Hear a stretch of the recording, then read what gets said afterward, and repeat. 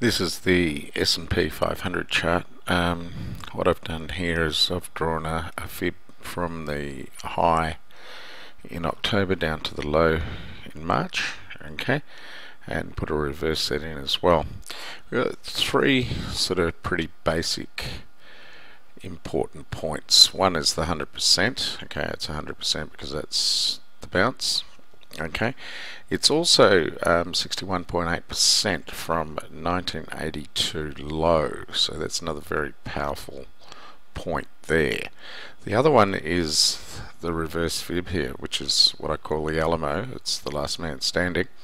We've made it back above it here, and it's become quite strong support.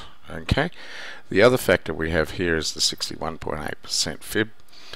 Once we get above that, it'll be on the way to the 50%, but at this point it is acting as resistance. Okay, on the chart we have another thing here, this Gann grid. Okay, it's just currently failed, this Gann grid. We have a standard error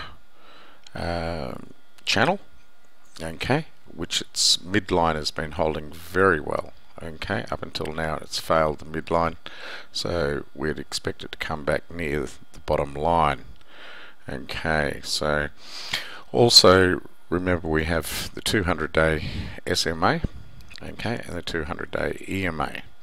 Now if we go back to 2003, when these two crossed and turned like they're doing now, it's basically was signaled bottom. Okay, we've already known by our monthly chart we've been doing on the thread that the bottom's already pretty much locked in here. Okay, but this is basically going to signal a bottom. So from here on I think things could get quite powerful. We have a target from the inverse head and shoulders up here, but it's going to take some time to get there in my opinion. So just bearing that in mind, we're just going to go in a little bit closer and have a look, and I'll just change that y-axis so it looks a little bit more simpler of what we've got here. Now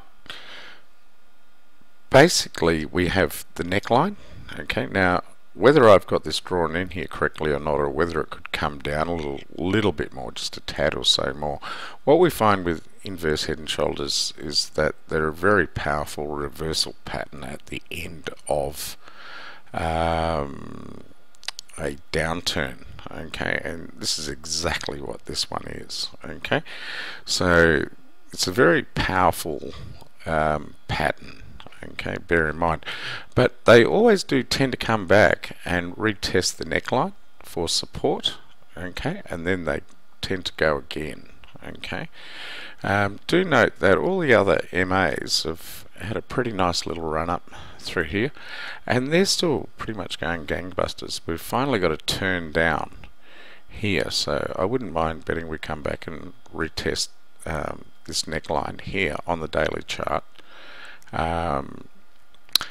fairly soon. If we come back and retest that. Also we have a Bollinger Band in here. This is probably one of the biggest bearish candles we've had for quite a while. Okay, so bear that in mind. That's a pun.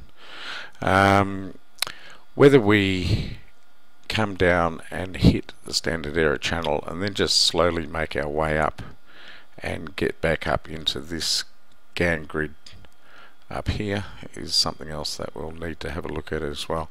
Just having a look at the indicators on the daily chart. The MACD zero lag is definitely coming off. There's a couple of places here that we could pick up a divergence. Okay, I think that one might be a bit premature. Also, let's just have a look at the scholastics. Have been coming off, but they've been coming off without a great deal of down. So basically what that's telling me is I think we've had a little bit of down. We just might do another bounce and do some sideways. Just not quite sure about it at the moment. We'll have a look at that once we get to the weekly chart. It is definitely a sell. and the dimmer filter again is saying sell, sell.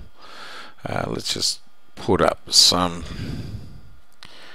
verticals and just see what happened last time that these guys said sell on the chart, and we'll just see where the chart actually went. Well, it just sort of basically came off a bit, and again came off a bit more.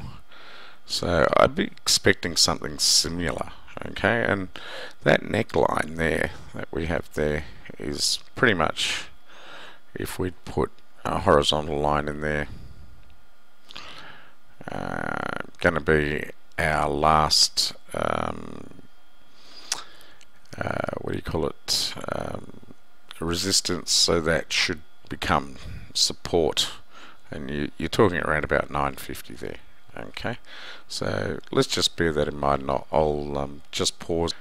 Just going through the weekly chart here. Sorry, it's a little bit of a mess, but I actually did clean it up. You wouldn't like to see my trading charts. What we have here is pretty soon it's looking like we might get a cross of the 30-day and the 50-day moving average, and that's quite a powerful cross, considering the last one we had was up here, was a dead cross, and that was back in 208. To me, this on a weekly, this is a weekly chart, so this could still take a little bit of time to happen. Okay, we could have a trade back down to our moving average here. Value's about 968, I think could come down further, and even back down to the standard error channel here in the 14-day moving average wouldn't be off the cards at this point, in my opinion. That's the overall fib from the run up to here to the top, and that's a different candle top, and it was definitely there's definitely a candle top on the daily chart as well. So let's just see quickly where it's going to lead to. These are the weekly indicators. These are divergence lines that we could expect something to happen at. This is the top that is there was drawn in from the divergence of these guys back here ages ago, before we even got this top, and it's remarkable it hit it, and now she's coming back down. That's on the MACD. Okay, the Scholastics is basically giving us pretty much the same sort of a reading. She's topped out. Whether we do a U-turn back here or not will definitely need to be seen. The interesting bit here is also the dimmer filter is starting to turn. Now the dimmer filter is only at 47, and a buy is basically at 54, so keep that in mind. It's still oversold, in my opinion. This is short exits. They've definitely been triggered, so yeah, there's no doubt about it. We're on the sell side of things. Okay, so I'm just going to pause this and start a new video on the monthly chart.